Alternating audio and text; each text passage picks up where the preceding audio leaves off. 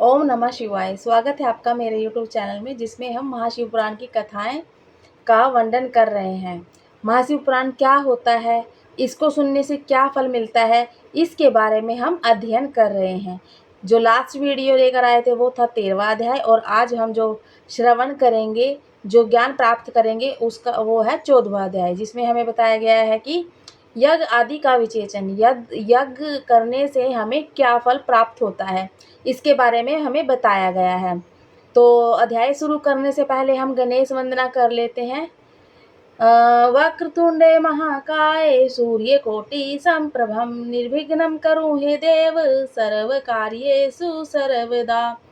जो भी कोई भक्तजन मेरे इस अध्याय को सुन रहा है, मेरी वीडियो को श्रवण कर रहा है, उसके जो सभी मनोकामनाएं पूर्ण हो जाएं, उसका कोई भी कार्य कभी भी किसी भी प्रकार का विघ्न ना आए किसी भी कार्य के अंदर। तो अगर आपको मेरी वीडियो अच्छी लगती है, अगर आपको सुनना अच्छा लगता है शिव महापुराण, तो प्लीज़ कृपया करके मेरे चैनल को लाइक करना, सब्सक्राइब करना और बेल आइकन का बटन दबाना ना भूलें। आज की डेट में, आज इस दुनिया में हर कोई दुखी है। कोई धन भी ना उदास है, कोई मन भी, कोई किसी के पास घर नहीं है, कोई निसंतान है, किसी की शादी नहीं हो रही, सब दुखी है। लेकिन अगर हम महाशिव पुराण का श्रवण ही कर लेते हैं तो हमारे आधे कष्ट है जो वो दूर हो जाते हैं। तो आइए जानते हैं 14वां अध्याय है, इसमें हमें क्या ज्ञान प्राप्त होता है। 14वें अध्याय के अंदर 14वां अध्याय है, इसमें लिखा है यज्ञ आदि का विचेचन। ऋषि बोले, हे महर्षि, ऋषि बोले सूत जी से, हे महर्षि, अग्नि यज्ञ, देव यज्ञ, ब्रह्मा यज्ञ, गुरु पूजा को कर्म से कहिए कि इनके बारे में हमें विस्तार से समझाइए कि ये सब कुछ क्या है। सूत जी बोले, अग्नि में द्रव्य युक्त हवन करना ही अग्नि यज्ञ है। हे ब्राह्मणों, यह अग्नि यज्ञ कई प्रकार का होता है। एक तो वह जो समिधा अग्नि में हवन की जाती है, दूसरी ब्रह्मचारी अग्नि, तीसरी जिसमें ब्रह्मादि का बाहुल्य होता है। जब तक विवाह नहीं होता तब तक वह ब्रह्मचारी है। जब विवाह हो जावे तो वह 2 समय अग्नि यज्ञ करे। परंतु जिन महापुरुषों ने अपनी आत्मा में ही अग्निरोपण की हो, वनवासी हो, ऐसे यतियों के लिए तो समय पर थोड़ा सा हित कर दे, भोजन कर ले, ना हो अग्निहोत्र है। विवाह के समय अग्नि संधान को सदैव सुरक्षित रखना योग्य है। इस कुंड या भांड में रखे, इसे ऐसे कुंड या भांड में रखे कि जो सर्वदा सुरक्षित रहे और कभी ना बुझे। ऐसी अग्नि अजस्त्र अग्नि कहलाती है। हे ब्राह्मणों, सायंकाल की अग्नि आहुति से संपत्ति बढ़ती है, और अगर आप सुबह करते हैं तो उससे आपकी आयु बढ़ती है। अगर आप सुबह दिया लगाते हैं तो उससे आपकी संपत्ति बढ़ती है, और अगर आप साय को लगाते हैं तो आपकी ये आयु बढ़ती है।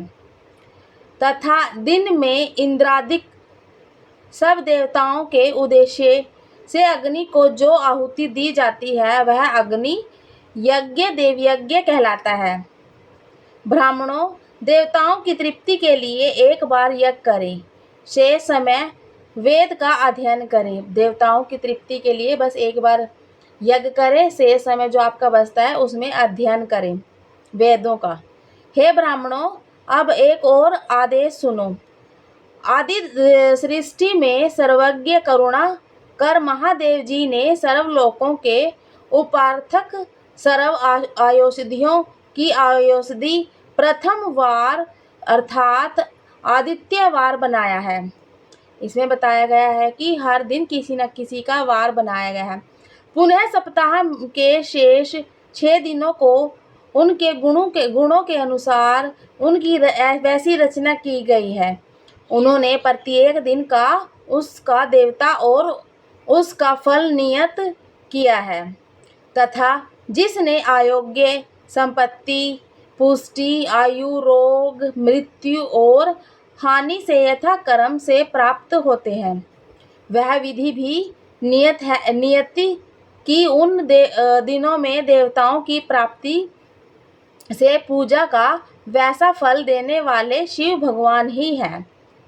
वह पूजा 5 प्रकार की गई है। इसमें जो बताया गया है देवताओं की जो पूजा है वो सप्ताह में 5 प्रकार की गई है। कैसे, आइए जानते हैं। जिस देवता को प्रसन्न करना हो उसका मंत्र होम, दान और तप करें। अगर आप किसी को भी प्रसन्न करना चाहते हैं तो उसका मंत्र पढ़ें। नेत्र, शिर योग, कुष्ठ शांति के लिए आदित्य की पूजा कर ब्राह्मणों को भोजन करवाएं। 3 दिन, 3 महीने या 3 वर्ष अथवा इससे भी अधिक पूजा करें। यदि प्रारंभ प्रबल हुआ तो गण आदि रोग नष्ट हो जाएगा, इसमें संदेह नहीं है। पापों की शांति के लिए परिवार दिन की पूजा उत्तम होती है। पापों जो अगर आप पाप करते हैं, अगर आप चाहते हैं कि हमारे पापों से हमें शांति मिल जाए, मुक्ति मिल जाए, तो उसकी जो लिए है रविवार का दिन शुभ होता है। अगर आप रविवार को पूजा करते हैं तो आपके पाप दूर हो जाएंगे। जिसमें जप आदि से इष्ट देव को प्रसन्न किया जा सकता है। लक्ष्मी के लिए सोमवार को अगर आप लक्ष्मी माता को प्रसन्न करना चाहते हैं तो सोमवार को लक्ष्मी माता की पूजा कीजिए, ऐसा महाशिव पुराण में बताया गया है। और अगर आपको कोई रोग है, कोई रोगों से आप मुक्ति पाना चाहते हैं, रोगों से दुखी हैं, तो उसके लिए आपके लिए मंगलवार का जो दिन है वो उत्तम है।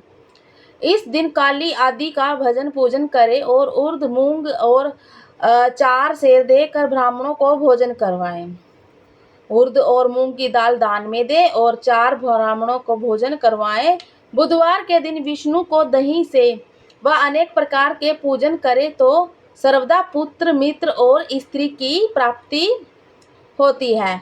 बृहस्पतिवार का जो दिन है वो आयुवर्धक है। जो बृहस्पतिवार को अगर आप पूजा करते हैं तो इससे आपकी आयु में वृद्धि होती है।